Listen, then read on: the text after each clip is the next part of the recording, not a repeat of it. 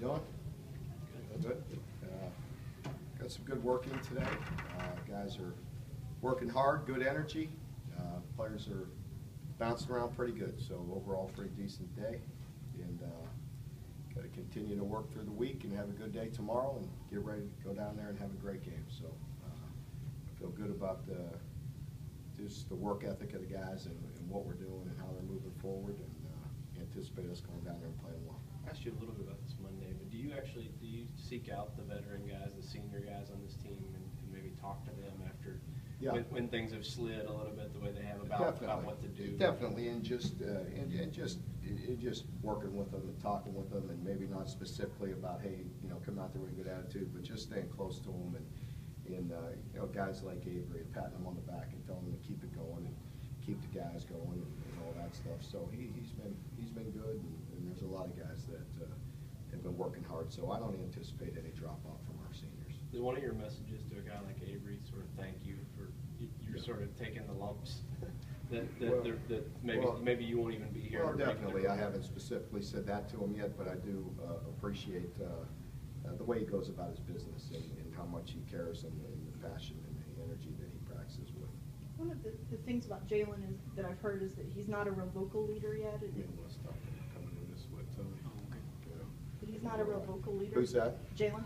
Yeah, he's not very vocal. He's really not, and I think that is that comes. Something you can build or develop, or? Well, I think hopefully you can keep on developing him in all aspects of his game and in his leadership and all those things, and I think that comes with earning that as well. Guys that just go out there and talk for no reason, that haven't done anything, does no good as well. But we need him to continue to grow as a quarterback and as a leader. Have you started to see things with him that maybe it starts to click week by week, where you think maybe we have our guy now that we can build on for the future?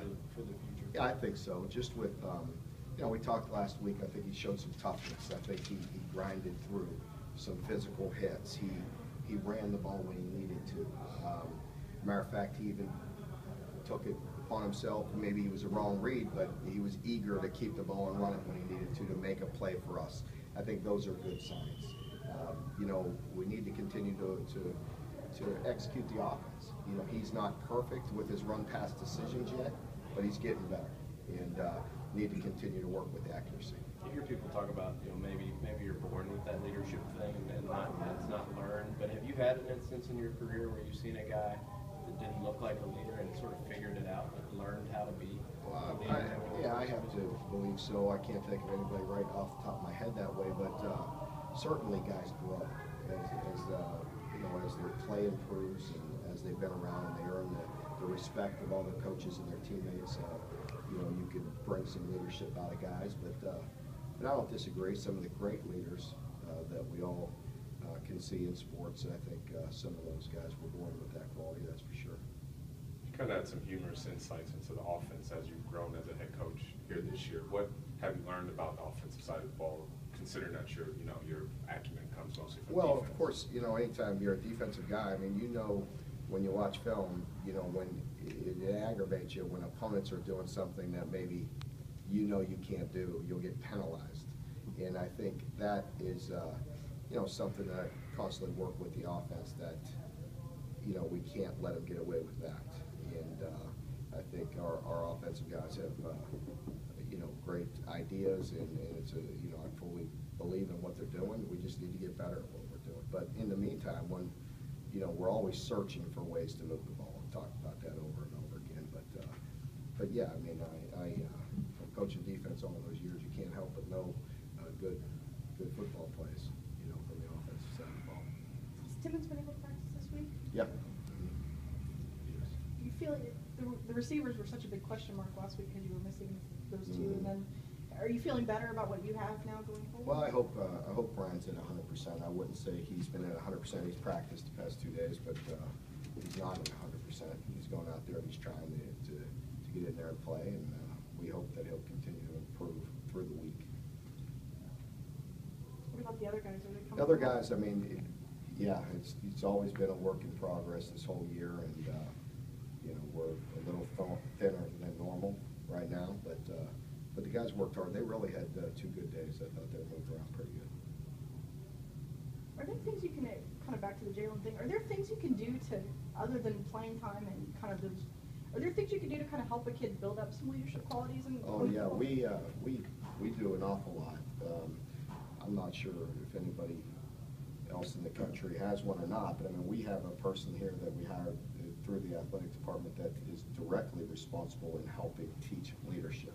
So we have a manual that we went through all summer, that when we go through camp, we're teaching leadership and developing that with a manual and with what we do.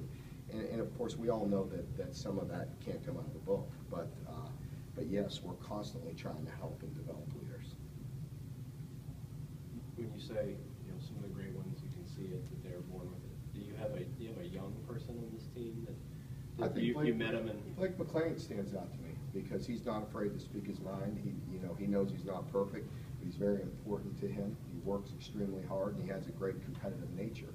And I think that's a guy that has spoken up in the locker room at times and during games at times, and that's great to see. Does that sort of catch you off Yeah. guard when you see a freshman step up in the locker room and say? It doesn't catch me off guard. I really love seeing that.